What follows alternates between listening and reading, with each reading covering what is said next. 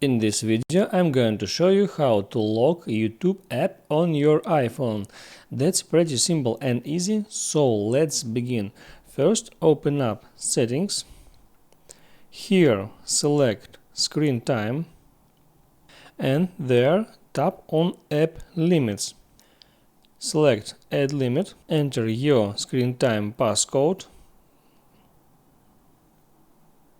And here you can find YouTube. Just type in your request in the search bar.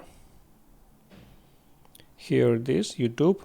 Then tap Add and then select Next. At this step I select a time limit for this application. For example, for that video I will select 1 minute. And I keep enabled block at the end of limit option and then select add. Now I see that YouTube got 1 minute limit for every day. And now after 1 minute using YouTube a day, YouTube icon becomes gray and nobody will be able to use YouTube at that day anymore. I hope it helps you, so before you go, please like and subscribe.